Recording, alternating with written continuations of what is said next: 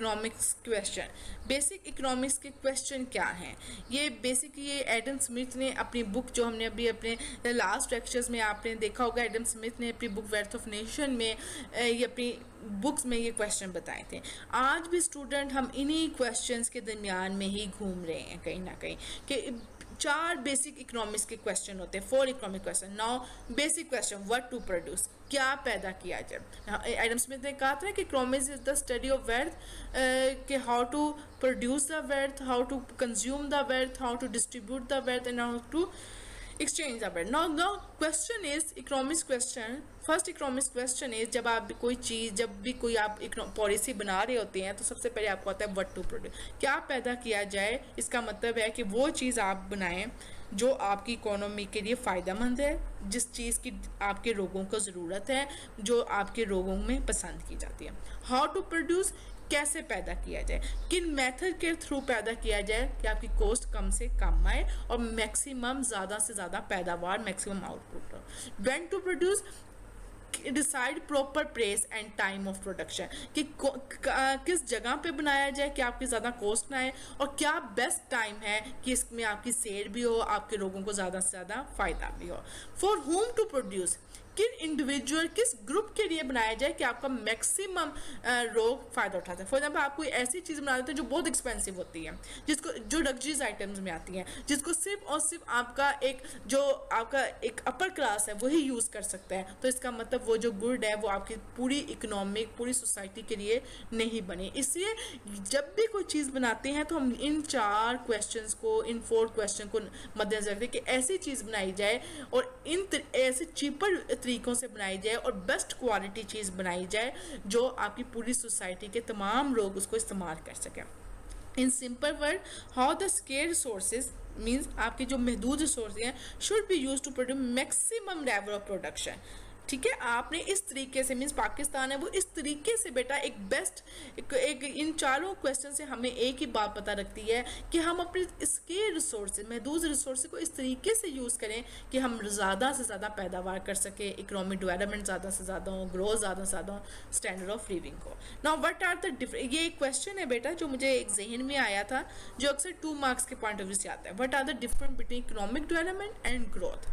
Now economic growth refer to an increase over time in country real output of goods and services, while economic development measure the progress and quality। ये एक बार याद रखना बेटा, economic growth जो होती है ना वो आपके आउटपुट से रिलेटेड होती है, simple.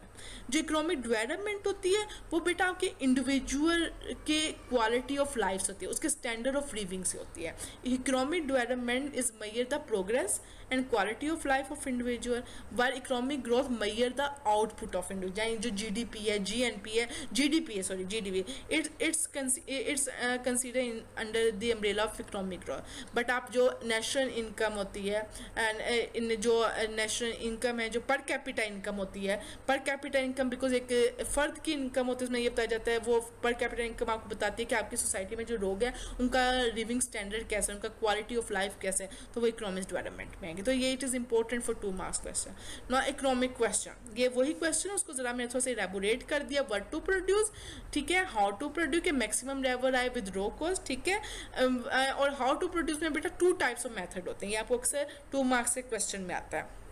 Labour intensive method, capital intensive method. जो बेटा डेवलपिंग कंट्री है लाइक पाकिस्तान, वो लेबर इंटेंसिव मेथड यूज़ करते हैं। क्यों? क्योंकि हमारे पास मजदूर, daily wages, daily labour worker ज़्यादा हैं, तो हम लोग लेबर इंटेंसिव मेथड यूज़ करते हैं, mostly use in developing country.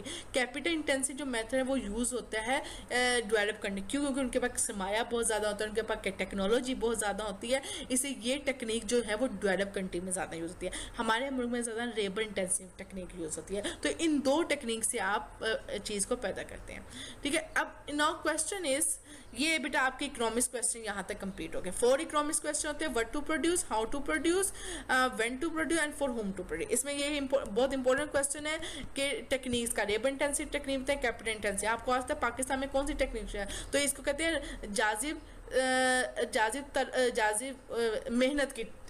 मेहनत का तरीक़ेकार, इसको कहते हैं जाजिब सरमाए का तरीक़ेकार, ठीक है ना। इकोनॉमिक्स इज अ साइंस और आर्ट्स, ये एक बहुत इंपॉर्टेंट है कि इकोनॉमिक्स साइंस और आर्ट्स। बेटा मैं सिंपल वर्ड्स में आपको बता दूं, आप ये पढ़ लीजिएगा स्लाइड, कि इकोनॉमिक्स साइंस भी है और आर्ट्स भी है, ठीक है। Economics is a science in its methodology, ये बहुत इंपॉर्टेंट है कि वो अपने तरीक़ेकार में तो साइंस है, लेकिन जब हम उसको अमली तौर पर ज़िंदगी पर उसको नफाज करते हैं, उसको इम्प्लीमेंट करते हैं, तो वो एक आर्ट बन जाती है, ठीक है। फर्स्टली इकोनॉमिक्स इज साइंस, ठीक है, on account how principle and theory, और जब उन प्रिंसिपल और थेरीज को हम लोग प्रैक्टिकली अप्लाई करते हैं तो वो फिर आर्ट बन जाता है। तो बेटा एक साइंस टू टाइप्स की होती है। जब हम कहते हैं इकोनॉमिक्स इज अ साइंस, तो उसकी टू टाइप्स है, पॉजिटिव नॉर्मेटिव, ये भी आपने पीछे मार्शल और उसकी उसमें भी पढ़ा होगा, ठीक है। ये बड़ा एक अच्छा एक इनका है, ये आप अपने पेपर में जरूर लिखिएगा कि पॉजिटिव साइंस करती है व्हाट इज, कि क्या फैक्ट एंड फिगर्स है आपके।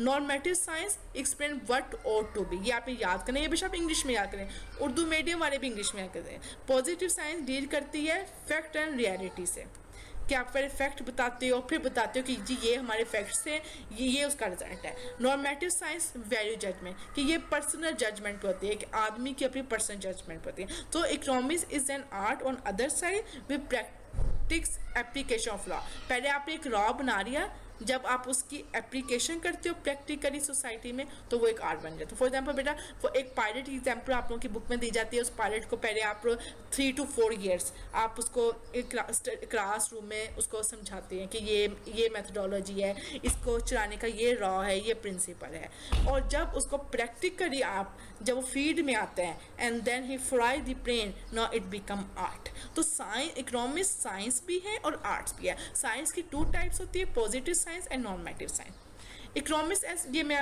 और क्लियर आपको हो जाए, इकोनॉमिक्स पॉजिटिव साइंस किस सेंस में।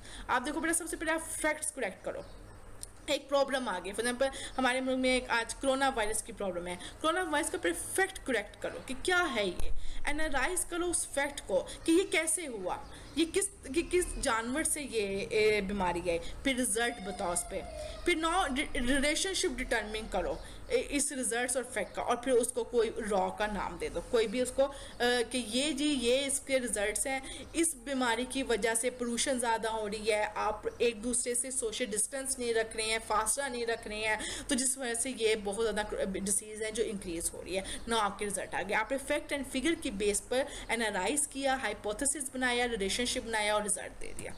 नॉर्मेटिव साइंस में बेटा आप इकोनॉमिक प्रॉब्लम तो पॉइंट आउट कर लेते हैं, economist analyse economist in the light of fact ना, पे इकोनॉमिस्ट कहते हैं ओके ठीक है, वो खुद ही कोई ना कोई पॉलिसी बता देते हैं how to solve the problem based on value judgment, यानी जो नॉर्मेटिव इकोनॉमिक्स है वो बेस करता है वैल्यू जजमेंट पर, उस पर आप कोई हाइपोथेसिस रन नहीं करते हैं, उस पर कोई आप उसका रिलेशनशिप नहीं बनाते हैं, पॉजिटिव रिलेशनशिप है नेगेटिव रिलेशनशिप है नहीं, जैसे हम कहते हैं कि प्राइस और डिमांड में नेगेटिव रिलेशनशिप है, इट इज़ पॉजिटिव साइंस नहीं, हम इकोनॉमिक्स कोई प्रॉब्लम आती है उसको एनालिसिस करते हैं और उस पर कोई भी कह देते हैं कि इस प्रॉब्लम के मुतालिक ये पॉलिसी है, आप ये पॉलिसी बनाएं, ये प्रॉब्लम सॉल्व हो जाएगी। Now based on value judgement, तो economics is an art, economics suggest policy with the implementation procedure to overcome, जब हम कोई भी पॉलिसी को इम्प्लीमेंट करते हैं नाउ इट बिकम आर्ट। यहाँ तक इकोनॉमिक्स इज अ साइंस, और जब इस पॉलिसी को इम्प्लीमेंट किया जाए सोसाइटी में तो it become art. Now classification of economics की ये क्लासिफिकेशन है, theoretical economics, applied economics, further theoretical की ये है। इसी तरह पेपर में जब आए तो आप इसी तरह याद करके इसी तरह लिखें, welfare economics, positive economics, macro and micro economics, ठीक है।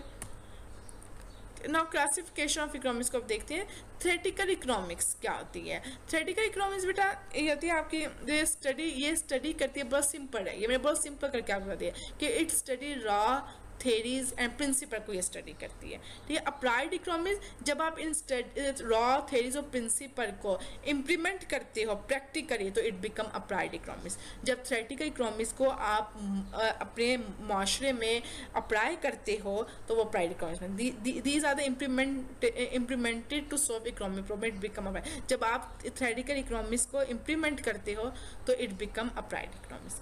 Now micro economics, micro economics बेटा आप जो एक बार याद रखें, आप जो ये फर्स्ट ईयर की बुक पढ़ रहे हैं ना, ये माइक्रो इकोनॉमिक्स है। सेकेंड ईयर की जो बुक है वो आपकी मैक्रो इकोनॉमिक्स है। माइक्रो इकोनॉमिक्स को हम प्राइस थ्योरी भी कहते हैं, इसको एमसीक्यू